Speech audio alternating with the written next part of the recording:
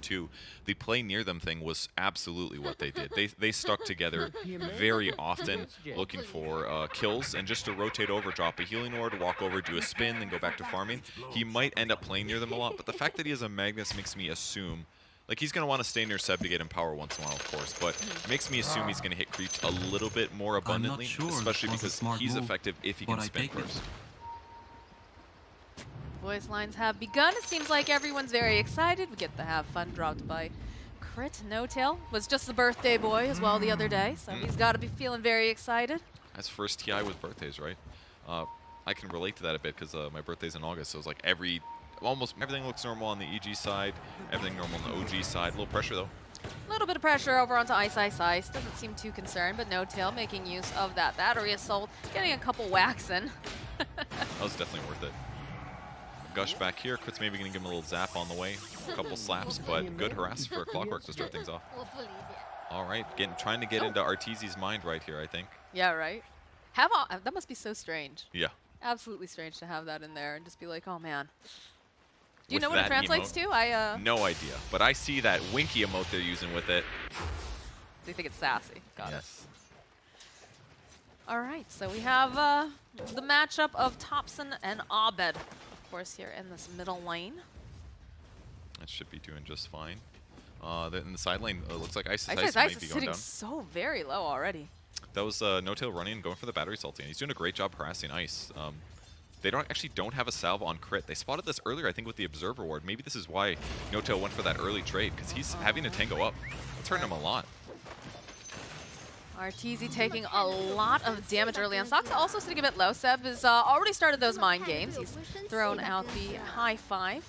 Another Gush bottom on No-Tail. Gush bottom. Crit trying to run away here. We'll throw out a couple more slaps. No-Tail sitting very low. This is really good what No-Tail's done, though, because he's gotten their HP so low that now Sumail's spin is actually a big threat. Because that's why Ice has to play safe. Ice just getting his second last hit. Sumail's at a massive 5. I don't think they're going to be able to recover from this advantage. Yeah, that makes sense. I was wondering. I saw that he was sitting low. I figured he probably wants a free trip back to the fountain at this point. No health, no mana left. Not really going to be able to assist too much. Yep. It's very important he gets on the map. More regen this way that he'll be able to bring back here. Crit doing his best to deny Sumail, but only able to get some. But so far, everything looking all right for both teams. Sox are going to pull a creep wave behind because they don't want to contest against Monkey King. That makes sense. That's like the one lane that EG has a pretty decent advantage in. Monkey King versus any melee hero is not going to feel nice. So being able to separate him is great. Soxa is going to be able to deny this creep wave, though. And in fact, Fly didn't head over for this, so this is going to be a big experience advantage for the starting lane for OG here. But they're doing the same thing, so they're also going to deny a creep wave of experience because they pulled the wave. So they'll go even here. Both teams happy. It's a lot of scrapping early on here. No first blood just yet, but you can tell that they definitely mean business, especially No-Tail just continuously trying to just interrupt anything going on over on the side between Crit and Ice. Topson might be going for a kill in the mid lane pretty soon here. Abed's kind of low here.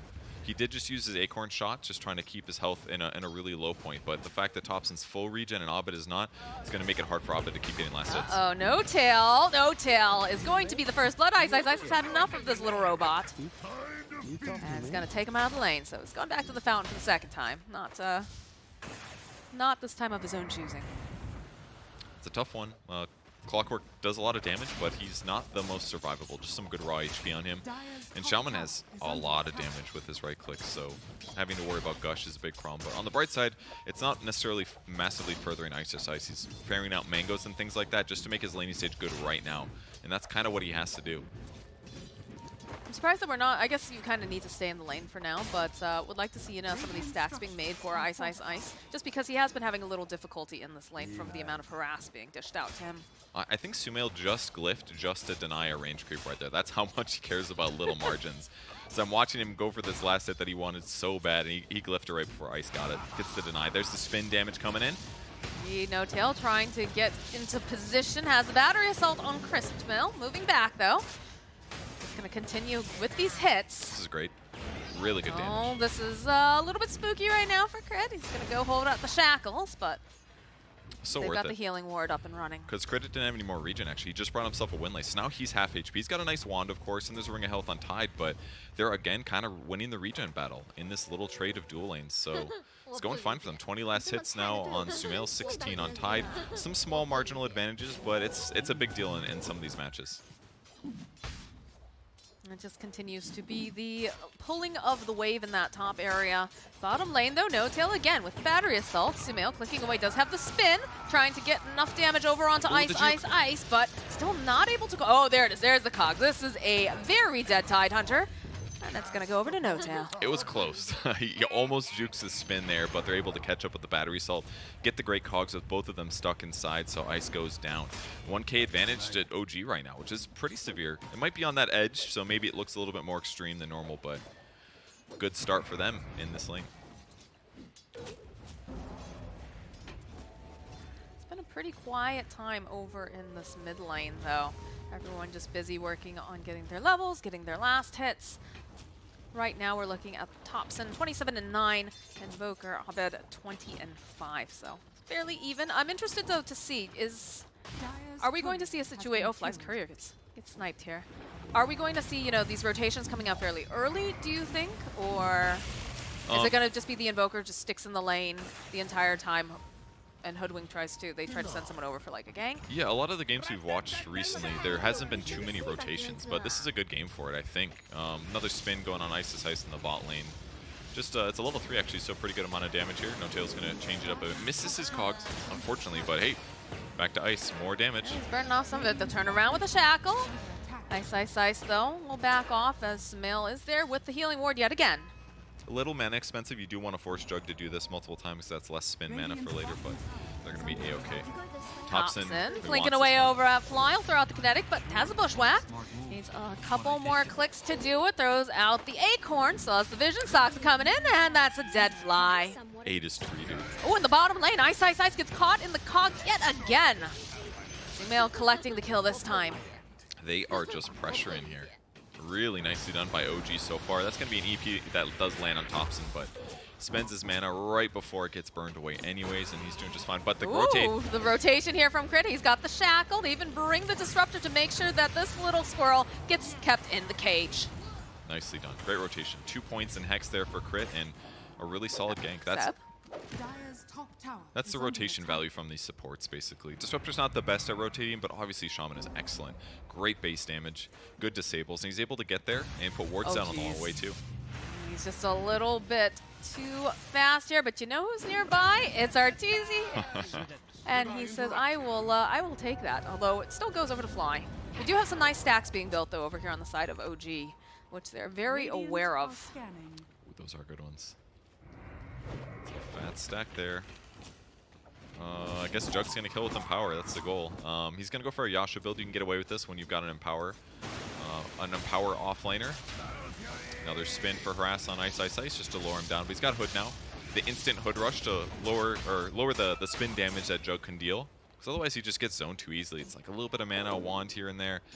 And he just has to play defensive and not get as much farm. But he is struggling. 24 last hits now compared to Sumail's 46. The Jug really paying off here with the Clockwork as well. Oh, and there's the Omni Slash bottom too, but it jumps to the neutrals. A little unfortunate. Unfortunate for Sumail. Ice though is still climbing away, and we do have another whole little fight going on as Saksa is trying to run out here. Nice boundless landing coming out from Arteezy. I'm not sure they're going to continue to follow though. And this is what I wanted to see. I wanted to see, now that Fly has noticed that they have all these stacks, I would almost like to see them maybe rotate up the Tide Hunter. Maybe not just yet, but definitely take it together because he's having some difficulties in that lane. And these are some fat stacks, like you said. That's the problem, though, is that Tide's like the only guy that can take it. But look at his skill build. He's got 3 points in Kraken Shell because his lane is so hard. They can't easily do this. So, yeah, Seb's going to take it himself with help from Thompson. They both have Empower, but they're just trying to get this cleaned up off the map. Get the gold, get the experience, and more importantly, the neutral items. Getting them all in that first minute period after they spawn is a nice advantage. I always like the neutral item pinata when you take a camp that's been stacked a couple times and they all just pop out all at once. It's a very satisfying experience. It is, really, yeah, because it's basically like giving everybody on your team like a bracer worth of net worth. at the start of the game, and sometimes it's even more powerful. It's regen, it's mana regen. Those kinds of things end up meaning you don't have to buy consumables anymore, that kind of thing. Thompson again getting his mana drained here due to an EMP, but N0tail being a little aggressive. Dire team scan in. They know that N0tail headed over here. They just don't know exactly where They he is. have great wards. If you look over in that middle lane there, you can see that they've got the back of the tower covered and they've got the front area. So any sort of movement coming out from the side of OG, EG is very, very in the know about it. And that could have been just because they're worried about N0tail's rotations, most likely. Because that's going to spot rotations between the mid lane and the bot lane, maybe. So Thompson and N0tail both covered with these this glut of wards they have put down. But still a small gold advantage for OG, but it's not blowing up wide, so everything's fine for them right now. Jug's going to be pressuring top tower by himself, though. Maybe we'll see EG rotate now that they see some heroes on the map, but for now, yeah, RTZ is going to rotate and defend that now that he knows the supports aren't there. So ward's paying off for EG. Can see some more movement though. They want to try to secure this bottom tower on the side of EG, take away some of this advantage, and they can see Seb is digging further and further into the tree line with the skewer. There's so many heroes from EG though. This is not looking good for them. In fact, they're all here, and they all want to just get rid of Seb. Not much he can do about that one. He could have skewered and tried TPing, but like Invoker's There's too much. Good chance he tornadoes that anyways, so they're still going to play in the area though. But yeah, Sox is kind of ditching now. N0tail's also hightailing it out of there. Fly though, it's gonna get held into place. Abed with the follow-up. Looks like they'll maybe get the kill. Yeah, they'll be able to get the kill on Fly. So a nice quick little pick-off. Of course, gonna walk right into Ice. So it's gonna be a little bit of a trade here. Splitter going through the sharpshooter. The follow-up with the Ravage. Abed running for his life from Cement. Does have the Omni Slash, but they're just chasing after Ice. Sox will collect that kill. Dude, those punches from Elder Titan were beefy. He's got 3 points in Astral Spirit here. You couldn't even tell that's a tanky hero normally on the Tide. He's got damage block, but who cares? He's probably hitting for like 150. You're blocking 40 of it. And they end up not defending the tower, but they got a bunch of really crucial kills. I mean, N0tail traded his life for the 5. That gets him more levels, gets him to 6 a bit faster. It's delayed slightly, but he's catching up. Thompson gets a kill as well on crit, and then they also, Ravage gets burnt. I mean, that's 3 great pickoffs. Yeah, this opens it up a bit more here for the side of OG. Now taking a bit of harass, still has the Omni. They do want to protect this mid tower, though. It's very important for that Roche advantage. They already lost the top tower. Samael was allowed to just kind of do his own thing while they were making moves below. But we do get a smoke coming out for the side of EG. Great net worth on those two right now. The Thompson's Hoodwink and Sumail's Jug, both sitting equal net worth. So even though Monkey King basically won his lane, it just felt like to me like he spent so much time running around, playing behind the tier 1 tower, that maybe he just got less last hits. Ooh, the immediate spot though. This is a little squirrel that perhaps has spent too much time hiding over into the tree line because EG knew exactly where she was. Yeah, they anticipated that one basically. They guessed or assumed somebody would be playing that area. Thompson was hoping to get a cheeky solo pickoff on Arteezy, which would have been massively game impacting, but instead he's going to end up dying and giving Monkey a big net worth jump. Now they're equal in net worth, so kind of a big mistake by Thompson, but excellent punish by EG. I feel like this is textbook EG right now, the way that they're moving, the way that they're trying to gain control of the map. Yeah, makes a lot of sense. Full control of the jungle area after you've taken the safe lane tier 1. You keep 1 core, ideally the tanky guy near mid tower, because he's the hardest to dive and kill. So he should be safe to make sure they don't get to tower pressure. And now this just opens up a lot of area on the map for them. Surprisingly, Sumail, I assume maybe he would play opposite side of the map as well to be safe, but maybe they feel like it's too much pressure. Really going right for this pressure here. Thompson with Bushwhack, hunts himself a monkey.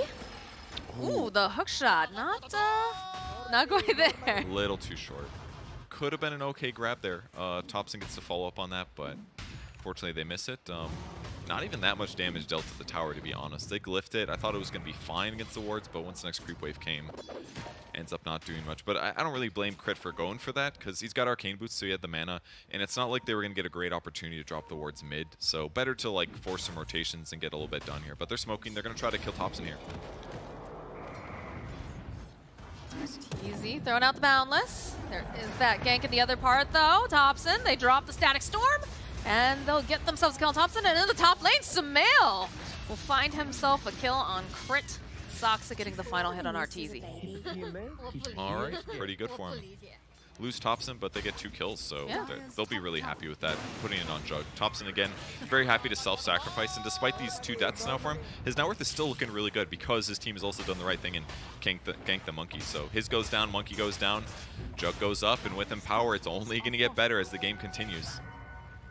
Indeed, it is. The fortification has been used in the mid. That's the reveal of the blink over on Ice, Ice, Ice. The shove back. He's going to try to negate some of this damage, of course, using that hood, but it's going to be just too much and overwhelm him. And they're not set up, so they get an easy grab due to the skewer back. Blink finished for Seb, and that's the power of Magnus. Just pulls people out of position, and now the pressure continues. Diffusal Blade's finished for Jug. He's queuing up Manta. He's already got 900 gold towards the last 2 pieces, so his trajectory is sitting so good here. He's not being greedy at all. He's not just skilling stats. That's in some ways not greedy, I guess. What he's doing is slightly greedy, but he's so far ahead in net worth, he absolutely just wants to get maximum damage here. Doesn't care as much about slight HP increase. It definitely feels like the way that OG is playing. You know, I asked that question earlier. Are they going to be like sticking together and just, you know, having all these like kind of scraps, or are they going to just send Sumail off by himself? And it feels like Sumail's been very active so far. He has, yeah. He's been farming a lot, but now his team's rotating to him to fight. And EG's just been waiting for Thompson to show in the bot lane again. This is like 30 seconds for both of them. Fly's going to spot him, though. Yeah, they just go. Drag him right back with the shockwave. And it's a quick and easy kill. Yeah, and that's what EG wants. That's why Fly started moving there, because he was trying to anticipate a gank that would come over and possibly counter him.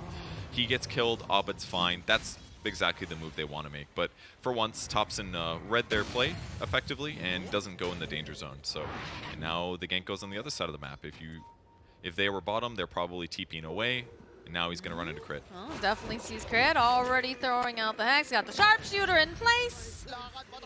That combo is going to do so much damage because Natural Order is going to lower their magic resistance even further. So it's like this nuke that already is monster magic damage is going to be even higher.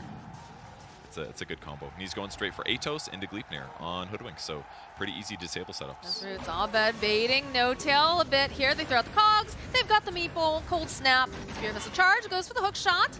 He's going to try to see if he can stay alive or maybe at least just make some space. And he's looking pretty good right here. Nope, but the tornado will hit its mark. And in the bottom lane, we lose Seb as well. Ooh, that's a big one, bottom. Yeah, Arteezy helping out with that. Fly committing ulti as well. They're smoke because they're trying to get the next fight happening. They've got 1 Boundless Strike hit left with Jingu Mastery, so if they can get there and start a fight like right now, trying. it could They're be huge. beelining it over there. They see Soxa. They want this Elder Titan. We'll drop the Serpent Wards. And it looks like OG not keen on trying to defend this at this time. Yeah, it's impossible. No glyph. Still 2 heroes respawning, so Tier 1 tower does fall. But 5k gold advantage for OG, man, they are getting ahead.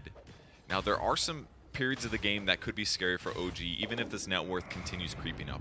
Talking Cataclysm stuff, Invoker's got to get a lot of levels. He doesn't buy Midas, though, so his overall levels is going to be weaker. So transitioning from Quaswex to Exort is going to take longer, and finishing his Ags is going to take longer, too. So not the best position for EG to be in, if that is one of their win conditions, but at least Arteezy's net worth is sitting pretty decent. And look at this, so Sumail's just starting Roche. Yeah, he just walks right in, but they do not have the RP available, though.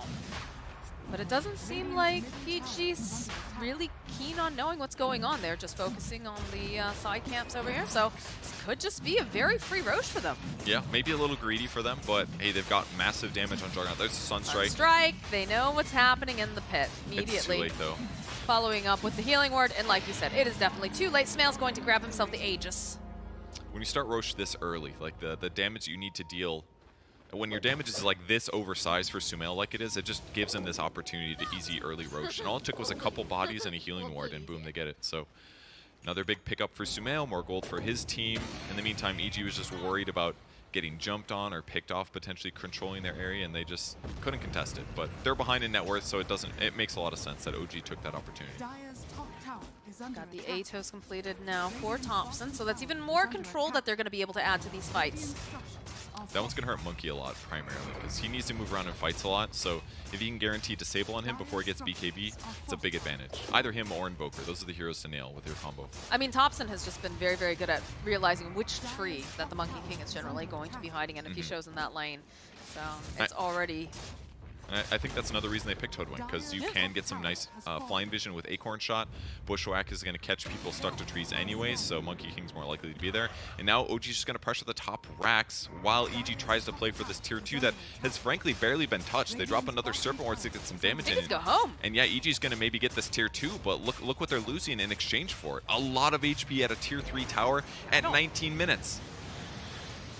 I'm not too sure about this. Look at the damage. It's just going to die. They're moving over to setup. I mean, they're throwing out the deafening blast, but Smail, yeah, just spins to win over here. Still has that Aegis. It still haven't taken the tier 2 bottom just yet. Ice trying to get into this position. The hookshot does not connect. Okay, could be better for EG to initiate now, knowing Clock can't get a disruption fight here. But you're like, look at the positioning of Smail and everybody else. They're sitting so far back. They're just letting him, you know, be the brave guy up front. He's got the Aegis, the Hex, of course, right forward again, but he'll get a shackle. Crit just lets go. He's like, well, guys, I don't know what else I'm supposed to do here. I need someone else to come in with me. I need the rest of the team because we don't want to just blow some of these big team fight ultimates on just Smail. Again, who has that Aegis. They're just literally watching him cut apart the base. Over on the side, that's just a very dead disruptor. Smail seeing this opening now, going to start rolling around or over onto Crit. The Hex comes out, Ice, trying to get into position. Zeb going in for the RP, but it's a beautiful tornado. Let's get Crit. Oh, they'll take down RTZ. Ice now having to move away. Zeb sitting a bit low, No Tail throwing out the cogs. They have the Gleipnir over on the 2 supports on the side of OG.